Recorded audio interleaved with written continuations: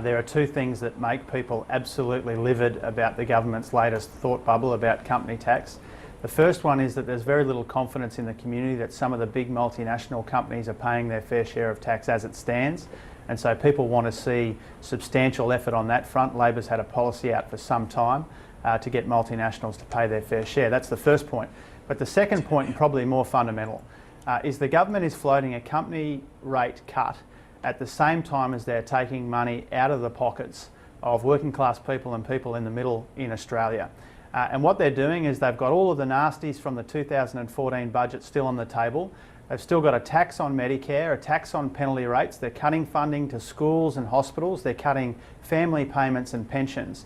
And you can understand why the Australian people are very, very dark when they hear that the government's top priority, or its latest top priority, is to cut the company rate at the same time as they're doing so much damage to the household budgets of people right around the country.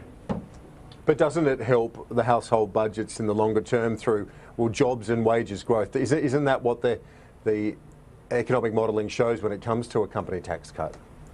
Yeah, that's the theory of it, Kieran, but I'm pointing out to you the very substantial, real impacts of what the government has on the table already, from the 2014 budget that has lived on and survived a change of Prime Minister.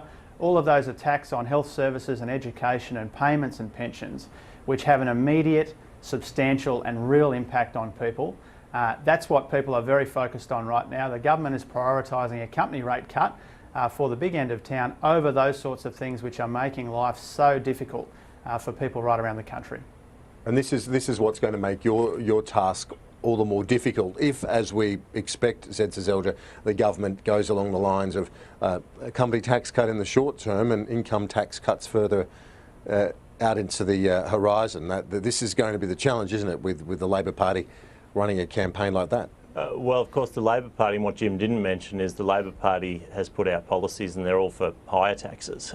So, you know, the Labor Party is now saying they're against company tax cuts, that they previously supported that. But they are in favour of a tax on people's super, there's no doubt about it, people's nest eggs. They're in favour of a tax on people's housing. Are you ruling out a tax on attacking super in the people's budget? housing wealth.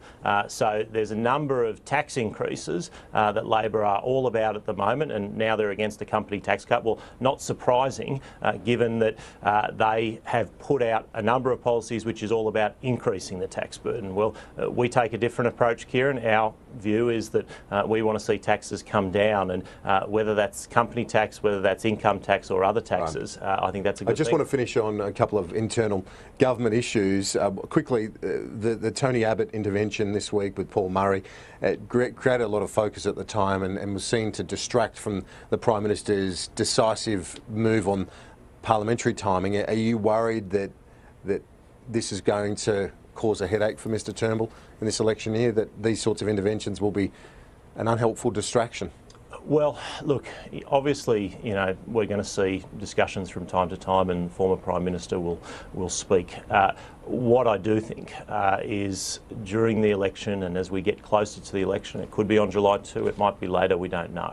I think it's absolutely important that our focus is not on ourselves, but our focus is 100% on the Australian people, on delivering on our program, and of course on pointing out the dangers of a change of government.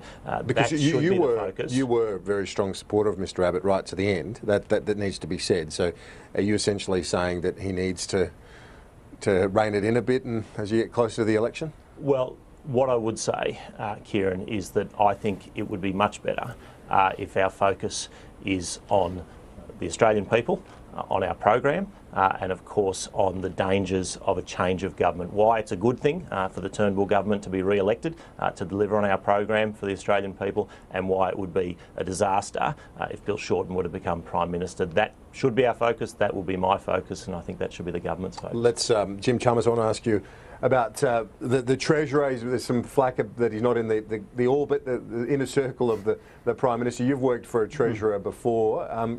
You know that Treasurers and Prime Ministers can have differences of opinion on key policies. Isn't that healthy?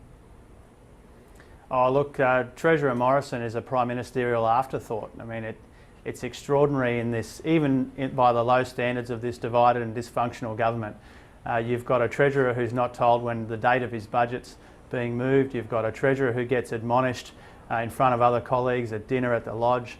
It's just the latest instalment of the chaos and confusion that reigns over them when it comes to economic policy making. It's little wonder that there's no economic plan from the Turnbull government when you consider that key people don't talk to each other about key issues. And Zed referred before, and you referred to the Tony Abbott comments. Tony Abbott just said what everybody knows, which is that Malcolm Turnbull is the leader in name only. He's still got all of the Abbott policies on the table. The party's still run by the knuckle draggers of the far right. Everybody knows that, and Tony Abbott just said what everybody knows to be true. We've got to wrap it up. Unfortunately, we're out of time with a lot of other news around today. Jim Chalmers, Seselja, thanks so much, gentlemen. Talk to you soon. Yeah, a quick break, back in just a moment.